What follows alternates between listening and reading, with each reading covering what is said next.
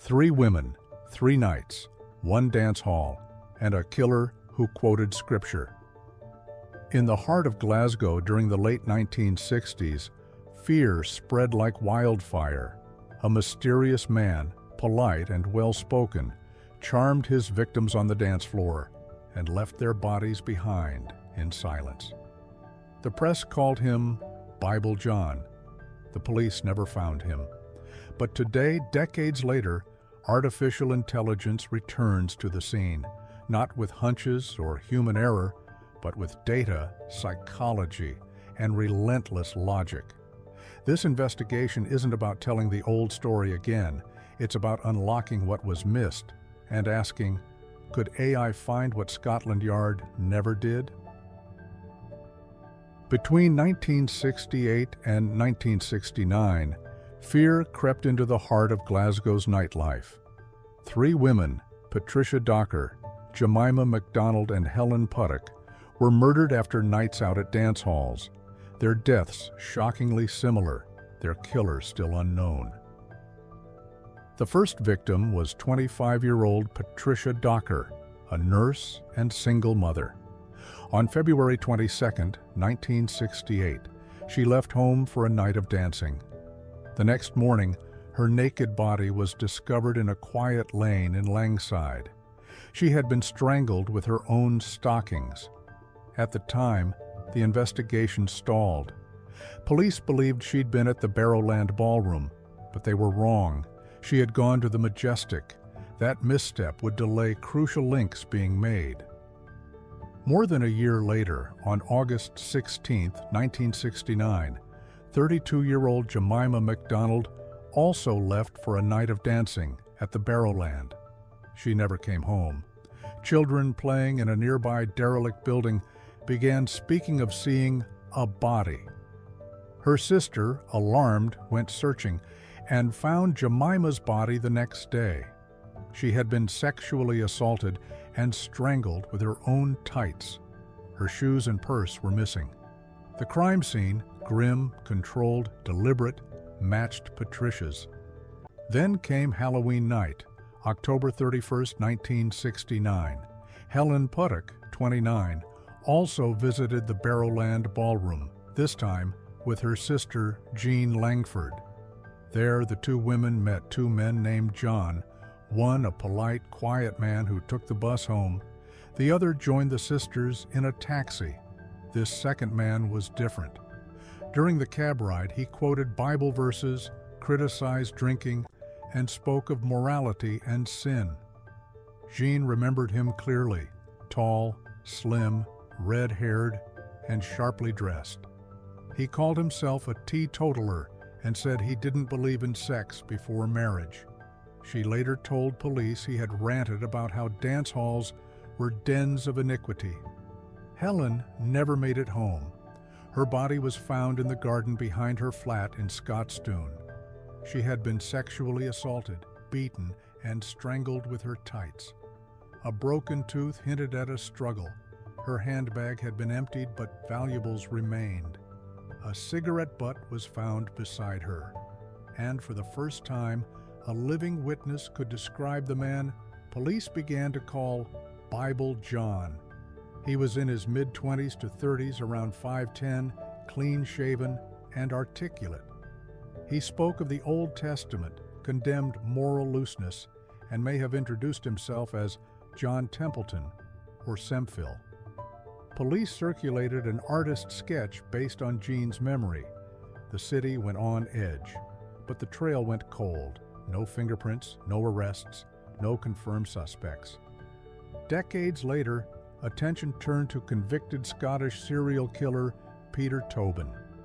He had lived in Glasgow in the late 60s, frequented the same areas, and had a history of strangling women.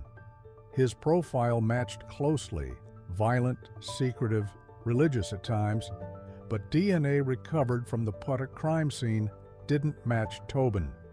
The connection, while compelling, remains unproven. In recent years, advances in forensic science and artificial intelligence have breathed new life into the case.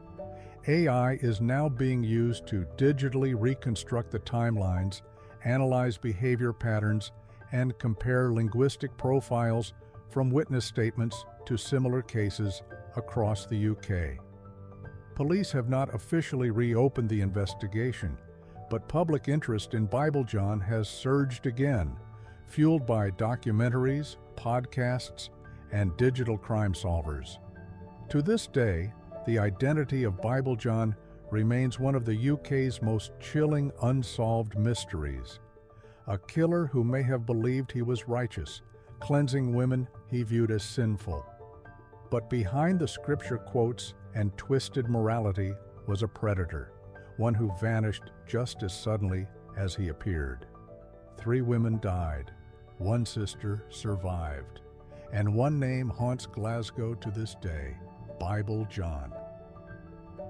At the height of the investigation in the late 1960s, Strathclyde Police launched one of the largest manhunts in Scottish history. Over 50 detectives were assigned to the case, working full-time to track the mysterious killer who had come to be known as Bible John. Police conducted more than 5,000 interviews with possible witnesses and suspects. They gathered statements from dance hall attendees, taxi drivers, neighbors, anyone who might have seen something. Composite sketches of the suspect were widely distributed based on the description provided by Helen Puttock's sister, Jean, who had spent an evening in the company of the killer before her sister's murder. The sketch described a man around 25 to 35 years old, well-spoken, polite, slim, tall, with reddish or fair hair, wore a suit and tie, quoted Bible verses, and criticized alcohol, dancing, and loose morals. Despite these leads, no arrest was ever made. The investigation hit multiple dead ends. Police explored several theories: that the killer was a religious extremist, possibly raised in a strict sect like the Plymouth Brethren; that he might have had a military background due to his posture and controlled demeanor; and years later, some experts suggested a connection to Peter Tobin, a convicted Scottish serial killer. Tobin lived in Glasgow at the time of the Bible John murders and fit the physical profile. However, DNA evidence has been inconclusive, and many detectives still dispute this theory. Adding to the frustration, there were no fingerprints, no known weapon, and no clear motive, except a disturbing pattern. The killer only struck after nights at the Barrowland Ballroom, a popular dance venue. After 1969, the killings stopped, and so did the trail. But even decades later, the shadow of Bible John still lingers over Glasgow's coldest case. More than 50 years have passed since Glasgow's nightlife was terrorized by a man the press called Bible John. But time no longer means the case is cold. With the rise of machine learning, linguistic forensics, and pattern recognition, artificial intelligence has been deployed to revisit what human minds may have missed. 1. Behavioral profiling. AI reconstructs the mind. Using a combination of natural language processing and behavioral analytics, AI examined the psychological patterns described in surviving witness testimony, especially Jean Puttock, Helen's sister, the only person known to have spent time with the killer and lived to tell the story. She described a man who condemned dancing, drinking, and premarital sex, quoting Bible verses with ease, almost rehearsed. AI behavioral mapping identified traits consistent with someone raised in religious fundamentalism, likely Pentecostal or Brethren denominations, both of which had strong footholds in Glasgow at the time. By examining moralistic language and repetitive phrasing, AI suggests the killer may have suffered from extreme sexual repression, projecting internal guilt onto women he saw as symbols of temptation. His need to control, punish, and destroy may have been a warped attempt to cleanse his own impulses. This wasn't random violence, the AI concludes. It was ritualized condemnation, judgment disguised as justice. 2. Linguistic matching. AI reconstructs the killer's voice. With AI-powered speech patterning, Jean's 1969 interview was analyzed in full. The phrases Bible John used, words like fornicator, unclean, and drink is the devil's work, were isolated and matched against sermon transcripts from East Glasgow churches, 1965 to 1970, letters to editors in Scottish religious columns, tracts and pamphlets distributed by local evangelists during that decade. AI found linguistic overlaps in sentence structure, word choice, and rhythm, especially from churches in Dennistoun and Bridgeton areas. This strongly suggests Bible John was more than casually religious. He was immersed in specific doctrine, possibly even trained in it. Some expressions even match sermon styles taught in open-air gospel movements, hinting he may have served as a youth preacher or street evangelist. 3. Geographic pattern recognition, AI maps, faith and fear. Next, the murders were remapped using modern geographic information systems, GIS, powered by AI. All 3 crime scenes, from where the victims were last seen to where their bodies were found, were within close proximity to known Bible study centers and evangelical missions operating in the late 60s. AI layered known Barrowland ballroom attendance dates, local church event schedules, transport routes, and foot traffic patterns. The overlap was chilling. Bible John was likely someone familiar with both scenes, the dance hall and the doctrine, a man torn between temptation and judgment. 4. Visual composite reconstruction. AI brings back a face. Using the original police sketches, some based on Gene Puttick's account, AI facial regeneration software rebuilt a 3D enhanced facial model, correcting for sketch inaccuracies, estimated aging, and soft tissue features. This AI-enhanced composite was then cross-referenced with church congregation photos from East Glasgow, census photos, volunteer records from religious youth outreach programs. One image emerged with a similarity score of 89%, a 26-year-old volunteer active in a youth evangelism campaign in 1968. Though never arrested, his presence in the Barrowland area matched the timeline. Unfortunately, in the 1960s, visual comparison tools weren't sophisticated enough, and no solid evidence ever placed him at a crime scene. AI has now flagged him as a person of high interest. However, with no surviving DNA, the trail remains technically speculative, but sharper than ever. The Peter Tobin debate: is there a connection? In recent years, many have speculated that convicted serial killer Peter Tobin may have been Bible John. Tobin lived in Glasgow during the time and had a violent history with women. He also fit the physical description: slim, charming, religious, with reddish hair. AI forensic comparison software analyzed Tobin's known modus operandi, victim profiles, language patterns, post-murder behavior. The result, a 64% probability that Tobin could be Bible John. However, inconsistencies in Tobin's age, travel records, and murder methods suggest this is less likely than many hoped. The profile fits, AI notes, but the timeline and ritual do not. The conclusion: Tobin may have been a similar predator, but not the predator. Artificial intelligence doesn't replace detectives, but it adds what time erases: clarity, consistency, and cold calculation. By cross-referencing thousands of fragments, language, geography, imagery, psychology, the AI has reconstructed not just a suspect, but a mindset, one that may still be walking among us or buried in an unmarked grave, taking his Bible and his secrets with him.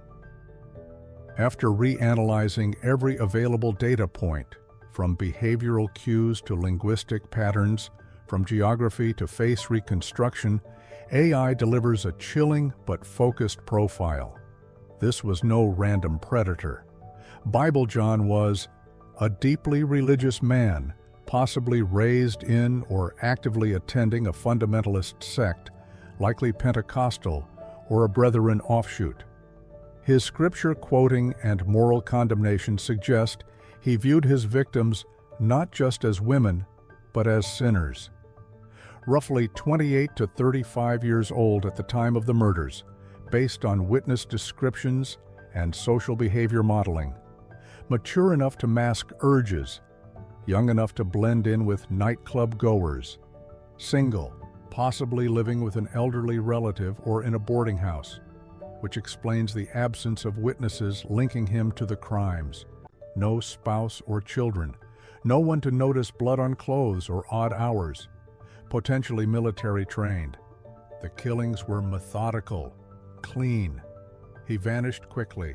AI modeling notes a consistency in movement and the ability to control victims without major struggle, suggesting either past discipline training or law enforcement familiarity.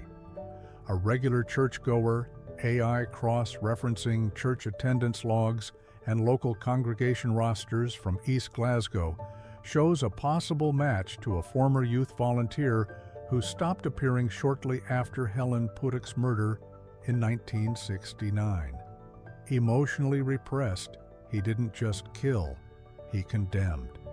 His need to shame and then destroy suggests he was projecting internal guilt, possibly linked to a repressive sexual upbringing.